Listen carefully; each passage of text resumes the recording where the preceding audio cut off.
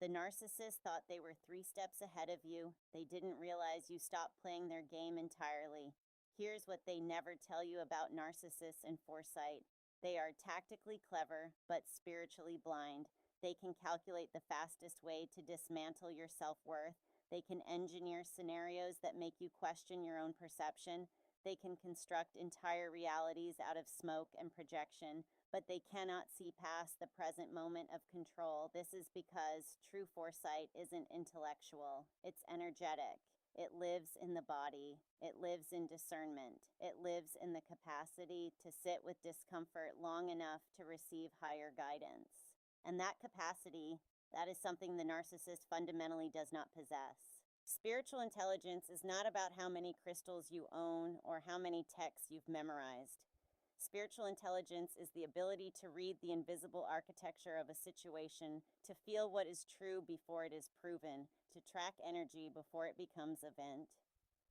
It is the discernment the ancestors described in the Kemetic tradition as the knowing of Ma'at, truth as a living frequency, not a concept. It is what the Vedic seers called Viveka, the discriminative wisdom that separates the real from the projected. It is what Gnostic traditions called gnosis, direct inner knowing that bypasses the manipulator's carefully constructed narrative.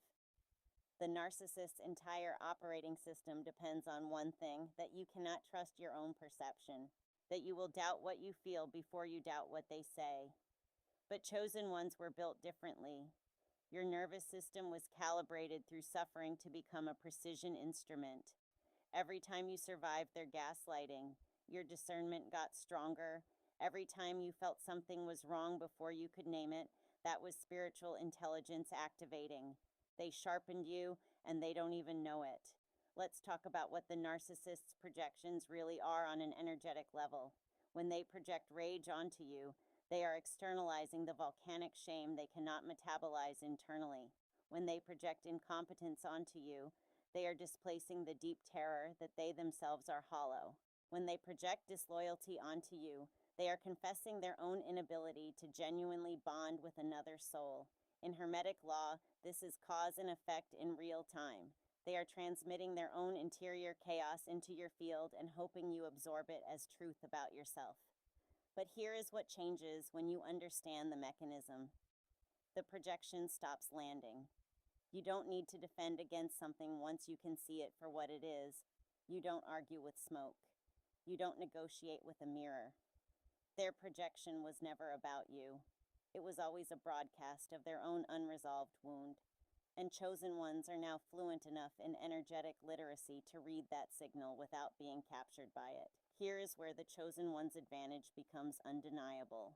The narcissist cannot plan past their next source of supply. Their entire cognitive and energetic bandwidth is consumed by the present moment of domination.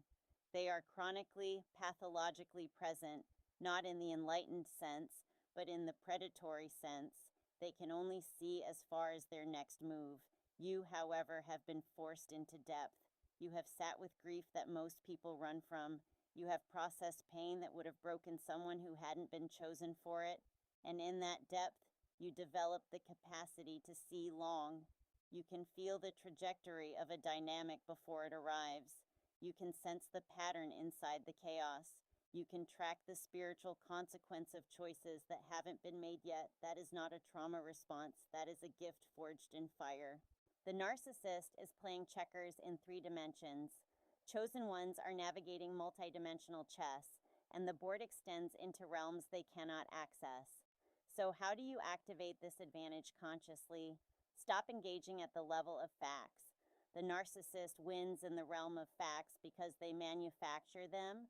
Move the engagement into the energetic. Ask, what is this behavior broadcasting about their interior state? What is this projection revealing about their wound? When you stop trying to correct the narrative and start reading the frequency, you become untouchable. Let them perform the illusion. You are no longer the audience.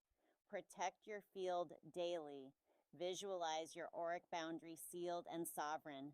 Not in fear, but in authority. In Hebrew covenant theology, this is called a hedge of protection. In Hermetic law, this is frequency sovereignty. In plain terms, you are no longer a vibrational match for what they're transmitting. And trust your foresight. When something feels wrong, that is intelligence, not anxiety. When you see the ending before it arrives, that is discernment, not paranoia. Honor it. You were never behind. You were always operating on a frequency they couldn't even detect. The gift they didn't understand is the very thing that set you free. If you know what it means to finally read the projection instead of absorbing it, drop frequency in the comments. Your discernment is not broken. It is your most sovereign power. Foresight isn't something they can buy, steal, or manufacture. It lives in the chosen ones who had to survive the illusion to see through it. Be sure to like, share, and follow your tribe of alchemists.